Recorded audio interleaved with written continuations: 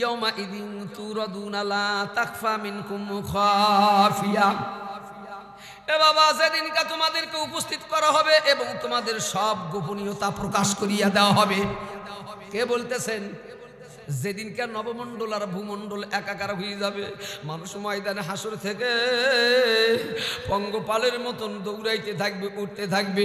আবার যেদিন বান্দাদের বাবা দেহের মধ্যে যেদিনকার হুটু ফুকাইয়া দিবে, ওই দিনকার সব মানুষ পিপিলিকার দলের মতন দল বান্ধিয়া বাবা হাসরের ময়দানের দিকে যাবে। আর বান্দাদের জবান থেকে একটাই কথা বের হবে, পানি পানি বলিয়া। পানির জন্য মানুষ কাতর হয়ে যাবে।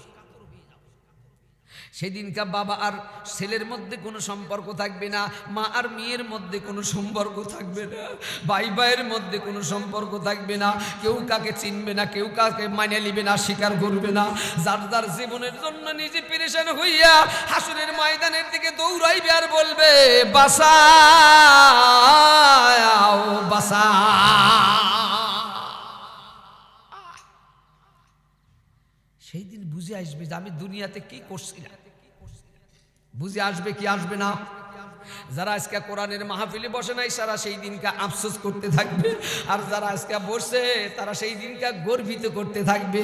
সকলেই বলুন আল্লাহু আকবার, আল্লাহু আকবার। এই জন্য বলতেছেন বাবা, হা উমকুরাউ কিতাবিয়া ফা আম্মা মান উতিয়া কিতাবাহু বিয়ামিনি ফায়াকুলু হা উমকুরাউ কিতাবিয়া। চিৎকার দিয়া বলুন আল্লাহু আকবার। আরো জোরে বলেন আল্লাহু আকবার। সেই দিনকে যার ডান হাতে আমলনামা দেওয়া হবে বাজার, এই মানুষটা বড় আহ্লাদে আটকানো হইয়া খুশি হইয়া তার বন্ধুকে ডাক দিয়ে বলবে, বন্ধুরে এই দেখো আমার ডান হাতে আমলনামা দিছে, কোন আল্লাহু আকবার।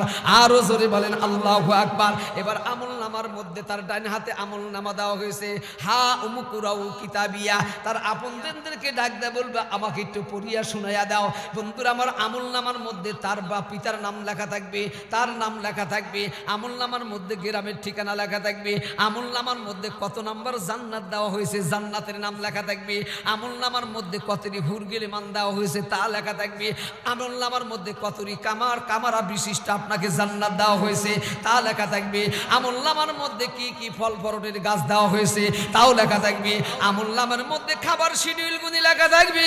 এরে বাবা, কম লেখবে না।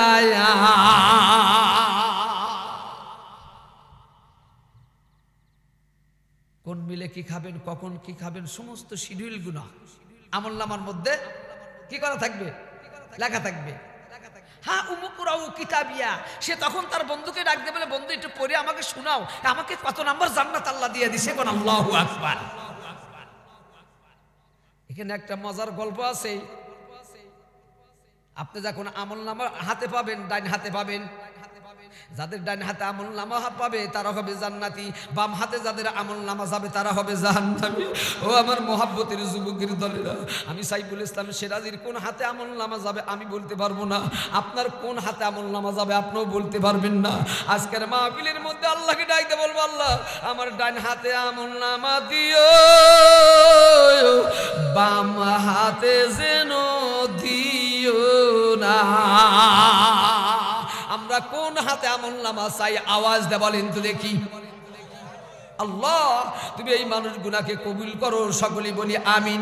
হাত নামাইয়া দেন। এবার বন্ধুরা আমার আমলনামাটা সে হাতে নিয়ে বলবে, বন্ধু আমি তো এই আমলনামা পড়তে পারবো না, বরং ওখানে একজন দারোয়ান দাঁড়ায় আছে, অর্থাৎ জান্নাতের গেটের সামনে যতগুলি দারোয়ান থাকবে সকলের নাম থাকবে নাম হলো রিজওয়ান।